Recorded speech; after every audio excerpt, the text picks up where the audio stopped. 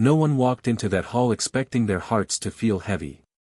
It was an ordinary evening in America, the kind where people came straight from work, still carrying the weight of their day. Coats were folded over arms. Phones were checked one last time. Minds were already planning what would come next. The event was listed as cultural. Music from another place. A short performance before everyone returned to their lives. Nothing more. The hall filled slowly, seat by seat, with people who believed they had seen it all. Concerts. Shows. Performances that impressed but never stayed. The lights above the stage glowed softly, warming the empty space where a microphone waited. It stood alone, simple, almost unnoticed. Behind the curtain, Matteo stood still. He was not nervous in the way people expected. There was no shaking, no pacing. Instead, there was memory. He felt the weight of every mile that separated him from home. Every year spent growing up faster than he should have. Every sacrifice made quietly by a mother who never asked to be thanked. This stage was larger than any he had known. The faces beyond the curtain were unfamiliar. Different accents. Different lives. Yet the feeling inside him was the same one he had always carried, hope mixed with ache. In the audience, James Carter scanned the room with practiced eyes. Everything was on schedule. Everything was under control. This was just another event. He had no idea that control would soon mean nothing. The noise of the room slowly faded as the lights dimmed. Conversation softened. Movement slowed. Something subtle changed in the air. It was the quiet before rain. Before a truth reveals itself. Matteo stepped forward as the curtain opened. He did not look like someone about to change a room. He looked like someone carrying a story too big to hold alone. As he approached the microphone, a strange stillness spread. Not forced. Not planned. Natural. No one knew it yet, but this was the last moment before everything shifted. Before a song from a distant island would reach into American hearts. Before silence would become louder than applause. Before tears would arrive without warning. The evening had just begun. Matteo's story was written long before he ever stepped onto an American stage. It began in a small Filipino town where days moved slowly and dreams learned patience early. Homes stood close together.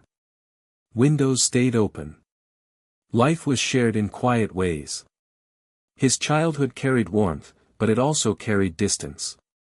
Elena, his mother, was present in love but absent in body. She left when Matteo was still small, not because she wanted to escape, but because staying would have meant surrendering hope. She crossed oceans with a single suitcase and an unbreakable promise to return stronger. Matteo learned early how to be gentle with his longing. He learned how to wait. Birthdays passed through phone screens. Holidays arrived with delayed greetings. Hugs became memories instead of moments. Yet Elena never left him empty. Every message she sent carried encouragement. Every sacrifice carried purpose. Music entered Matteo's life quietly. He sang while helping neighbors.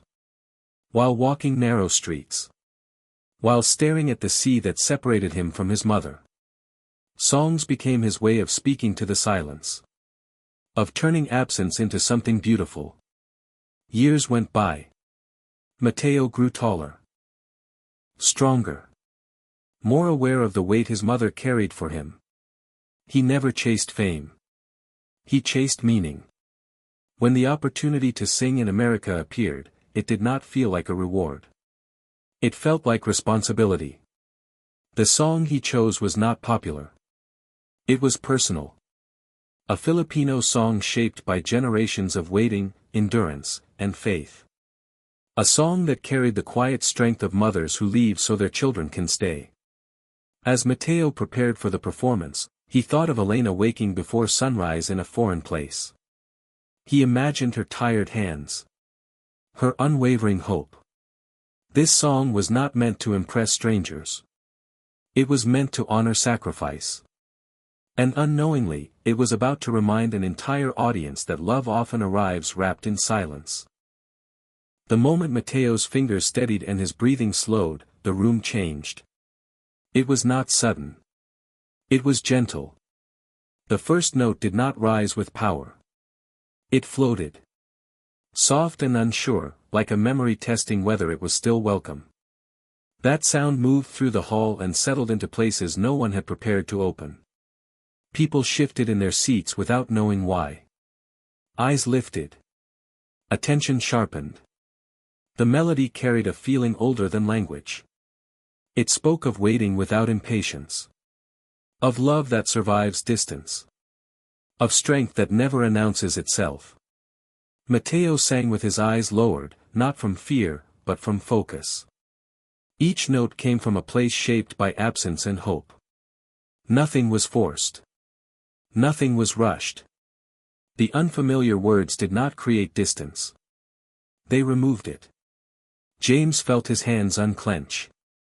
He had spent years managing moments instead of feeling them. This was not something he could schedule or control. The song moved slowly, like waves returning again and again to the shore. Every rise carried emotion. Every pause carried truth. Faces in the audience softened. Some stopped breathing for brief seconds, as if afraid to interrupt what was happening. Others felt warmth gather behind their eyes, unexpected and unexplained. No one reached for their phone. Time lost its edges. Mateo poured himself into the melody without asking for understanding. He trusted emotion to translate what words could not. The song did not demand attention. It earned it. With every note, something unseen began to break open. Old grief. Forgotten gratitude. Unspoken love. The hall was no longer a room full of strangers. It had become a shared memory in the making. And as the song continued, America listened not with ears, but with hearts slowly remembering how to feel. The final note did not end the song. It lingered. It hovered in the air long after Mateo's voice had faded, as if the room itself needed time to understand what it had just received. No one moved. Hands stayed still. Eyes remained fixed on the stage. Breathing felt louder than it should have. Applause did not arrive, not because the audience was unsure, but because something sacred had settled between them. Noise felt intrusive. This was a different kind of silence. It was heavy with reflection. It was filled with emotion that had nowhere to go yet. Tears appeared quietly. Not the dramatic kind. The honest kind.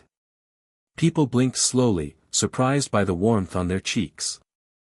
Some pressed their lips together, trying to steady feelings they had not planned to meet that evening. James stood frozen near the aisle. His mind searched for the right response, the professional response. None existed. Years of emotional distance dissolved in seconds. Memories surfaced without permission. Faces. Moments. People he had not thanked enough. Mateo lowered his head slightly, unaware of the storm he had stirred. To him, the silence felt uncertain. He wondered if he had failed to connect. But the stillness was proof that he had reached deeper than applause ever could. Slowly, someone rose from their seat. Then another. Not in excitement. In respect. The sound of clapping arrived carefully, like footsteps on fragile ground. It grew not louder, but fuller. The room stood together, united by something they could not name. The silence had spoken first. And it had said everything that words never could. The night did not end when the lights dimmed. It followed people home. In quiet cars. In silent rooms. In thoughts that refused to rest. The song stayed with them, replaying in the spaces between sleep and memory. Not as sound, but as feeling. Messages began to appear across screens before sunrise. People searching for the name of the song. The meaning of the words. The story behind the voice that had reached them so deeply. They wrote about parents they had not called in years. About sacrifices they had taken for granted. About emotions they did not know were still waiting inside them. Mateo read the messages slowly. He did not feel pride. He felt responsibility. He understood that the song no longer belonged to him alone. It had become a mirror for others. Across the ocean, Elena watched the recording in a small, quiet room. She recognized every emotion in her son's voice. The waiting. The strength. The love carried without complaint. Her tears were soft, steady, and full of peace. James found himself changed in ways he could not explain. He began planning events differently, allowing space for stillness and truth. He learned that impact did not always arrive loudly. The performance traveled further than the stage ever could.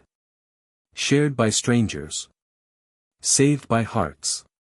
A Filipino song, once known only to a few, now lived across borders and cultures. It reminded people that pain and love sound the same everywhere. And long after the applause faded, the song continued doing what it was meant to do. It connected. It healed. It proved that sometimes, the most powerful thing in the world is a voice brave enough to carry love beyond language.